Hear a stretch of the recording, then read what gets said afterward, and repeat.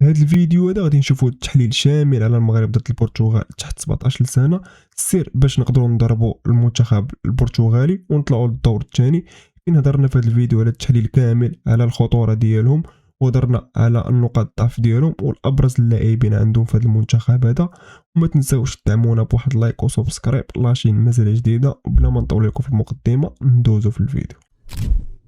التكتيك ديالهم المفضل ديال البرتغال كيلعبوا غالبا بالخطه الهجوميه 4-3-3. هاد الخطه كتخليهم يسيطروا على وسط الميدان وكيخليو ثلاثه المهاجمين في القدام اللي ديما كيشكلوا خطوره. من ابرز المميزات ديالهم هي الاستحواذ على الكره لاطول فتره ممكنه. فاش كتكون الكره في رجليهم كيقدروا يتحكموا في الريتم ديال الماتش وكيخليو الخصم يجري ويتبعهم. اول ما كيضيعوا الكره كيديروا الضغط عالي بزاف في منطقه الخصم باش يرجعوها، وفاش كيرجعوها كينطلقوا في الهجمات السريعه وكيشكلوا خطر كبير في هاد السرعه اللي عندهم واللي هي اللي كتميزهم. نشوفوا الخطوره من الاطراف، كيستغلوا الاجنحه المهاجمه السريعه والمهارات ديالهم بشكل كبير، وعاد كيقدروا يدخلوا للعمق وكيرسلوا الكرات العرضيه الخطيره لمنطقه الجزاء. والدفاع ديالنا خاصو يركز على هذه النقطه مزيان. الدفاع المتقدم ديالهم، الخط الدفاعي ديالهم كيكون متقدم بزاف، وهذا الشيء كيعطي فرصه للمنتخب باش يستغل المساحات اللي كتكون وراهم باش يقدر يحسم المباراه. من ابرز اللاعبين ديال البرتغال فهما عندك رافائيل كوينتاس الخط الوسط. هذا اللاعب هذا هو محرك الفريق، عنده تمريرات دقيقه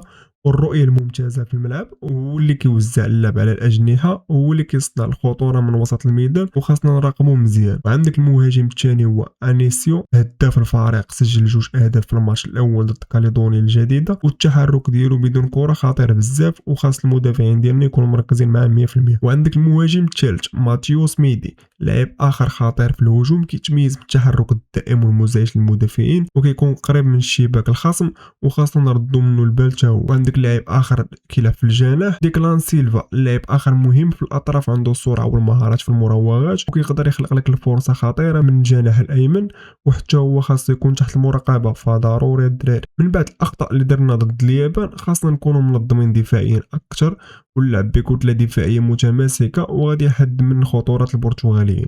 الاعتماد على الهجمات المرتده والاندفاع الهجومي للبرتغال هو النقطه ضعفهم، خاصنا نستغل باش نكونوا واقعيين. الدراري البرتغال ماشي فريق كامل وعندهم بعض النقاط الضعف اللي ممكن المنتخب ديالنا يلعب عليها بذكاء، هي الاندفاع الهجومي المبالغه فيه. البرتغاليين كيلعبوا هجوم كاسح وهذا الشيء كيخليهم يندافعوا في الامام وكيرتكبوا بعض الاخطاء الدفاعيه، والدفاع ديالهم كيكون متقدم بزاف وكيعطي المساحات كبيره وراهم. كيفاش نستغلوها؟ خاصنا نلعبوا على الهجمات المرتده السريعه. عندنا لاعبين عندهم سرعه كبيره بحال عبد الله الوزاني وغيره، ممكن نستغلوا هذه السرعه في التحولات الهجوميه باش نقدروا نماركيو عليهم. وثاني خطا في الوسط المكشوف، بما ان خط وسطهم كيركز على صناعه اللعب فبعض المرات كيتجه للجانب الدفاعي، وهذا الشيء كيخلق مساحات في العمق ديالهم في الميدان. كيفاش نستغلوها؟ خاص المدرب يعطي تعليمات للاعبين ديالنا باش يركزوا على اختراق هذه المساحات من العمق، خصوصا باش يديروا تمريرات بينيه ما بين المدافعين والمهاجمين. ثالثا فهي عدم التركيز الدفاعي في بعض اللحظات. فريق بحال البرتغال كيكون متعود على السيطره، لكن فاش كيتعرض للضغط العالي ممكن المدافعين ديالو يرتكبوا اخطاء بسيطه في التعامل مع الكره، وهذا الشيء شفناه في المباراه الاخيره. كيفاش نستغلوها؟ خاص اللاعبين ديالنا يديروا الضغط العالي في المنطقه الدفاعيه البرتغاليين ويحاولوا يقطعوا الكرات ويسجلوا من الاخطاء ديالهم. رابع التاثير النفسي، هي الخساره الاخيره ديالنا ضد اليابان ممكن تكون دافع لينا، لكن بالنسبه للبرتغال الفوز الساحق على كاليدونيا الجديده يقدر يخليهم يستهينوا بالماتش، وخاصنا نستغلوا هذه النقطه ونفاجئوهم. كيفاش نستغلوها؟ خاص اللاعبين ديالنا يدخلوا الماتش بعزيمه وروح قتاليه كبيره ويفرضوا عليهم طريقه لعبنا من البدايه. اذا الماتش ضد البرتغال ماشي مجرد ماتش عادي، فهو فرصه باش نثبتوا للعالم ان الخساره ضد اليابان كانت غير مجرد اخطاء، فممكن نستغلوا النقاط اللي ذكرنا باش نحققوا الفوز المستحق. احنا عارفين البرتغال فريق قوي ولكن عندهم نقاط ضعف، وهذه هي كره القدم. اللي كيعرف كيفاش يستغل نقاط الضعف ديال الخصم هو اللي كيربح. وكتبوا لي في التعاليق شكون هو اللاعب اللي كتشوفوا مفتاح الفوز في هذا الماتش هذا، شنو هي التوقعات ديالكم على هذا الماتش هذا. وما تنساوش تدعمونا،